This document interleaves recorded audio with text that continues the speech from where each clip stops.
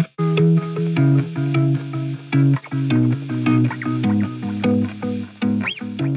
m'appelle Caroline, j'habite à Montpellier, j'ai une famille de 3 enfants et voilà, je suis... Non, c'est tout en fait.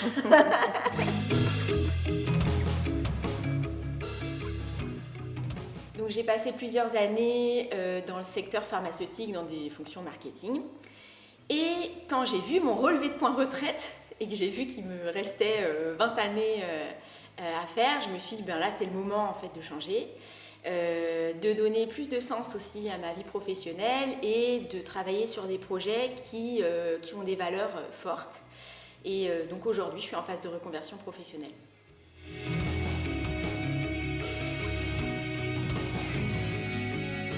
Cette reconversion professionnelle, alors je me suis posé la question de qu'est-ce que j'ai envie de faire et qu'est-ce qui a du sens pour moi. Et donc je suis allée assez naturellement vers un projet dans le domaine de la mode éthique et durable. Et j'ai souhaité me faire accompagner. Donc je suis rentrée, mon projet a été sélectionné par un incubateur de l'économie sociale et solidaire qui s'appelle Alter Incube.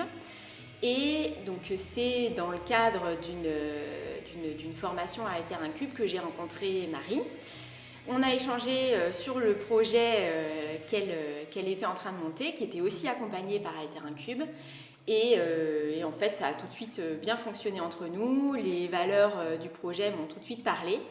Et j'ai senti que je pouvais apporter quelque chose de concret au projet. Et j'ai commencé à concrètement travailler sur le projet en février 2020.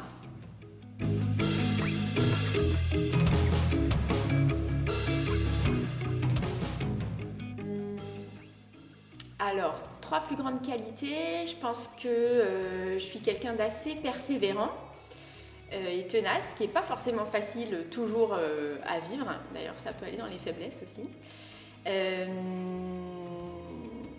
D'humain et d'engagé. Je pense que j'essaye d'être dans l'empathie vers les autres, de les écouter, mais de les écouter vraiment. Et que j'ai certains sujets qui me touchent en fait, des sujets de société, des sujets liés à l'environnement.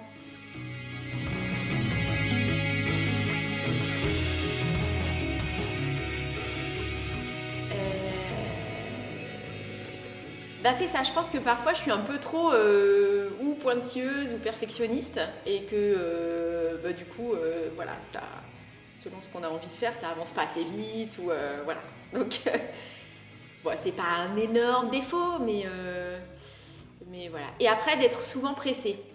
Et j'essaye de ralentir un peu pour prendre le temps de faire les choses, de bien les faire et d'être présente quand je les fais. Voilà.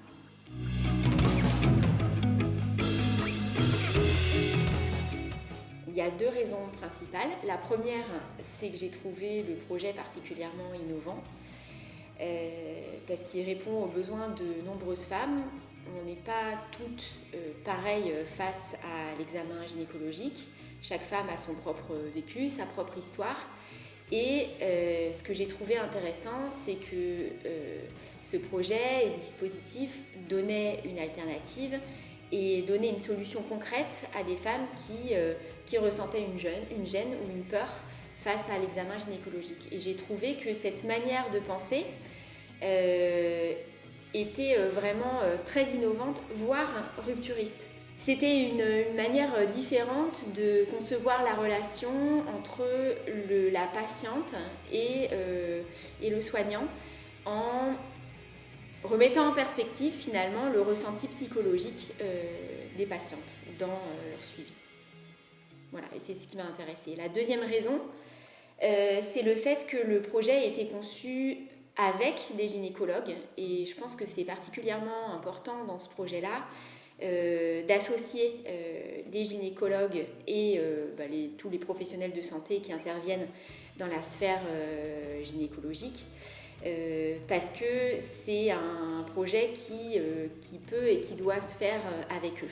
Donc j'ai trouvé que la démarche était intéressante et complètement cohérente en fait.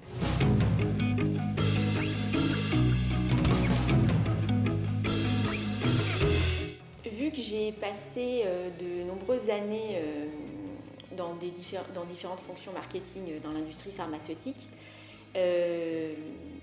Mon objectif, c'était vraiment de faire passer le projet d'une phase expérimentale à une phase de développement plus affirmée.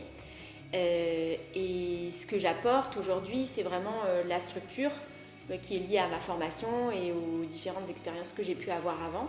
Et par exemple, le projet a été développé en collaboration avec des gynécologues.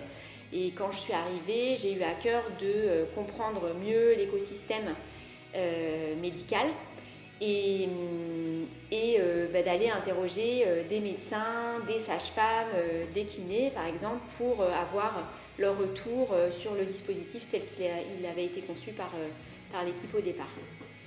Donc voilà, c'est vraiment un rôle de structuration du projet et je travaille au quotidien avec Marie. Alors ce qui est assez drôle, c'est que Marie, elle est souvent devant la caméra, donc moi je suis derrière et je coupe, j'essaye de la faire synthétiser, de revenir à l'essentiel parce qu'elle aime beaucoup parler. Et voilà, ça c'est un peu pour l'anecdote, mais c'est vrai qu'on est complémentaires et voilà, elle c'est l'ADN du projet, l'âme du projet et puis moi je suis là pour structurer, donner le cap et concrétiser le projet avec eux.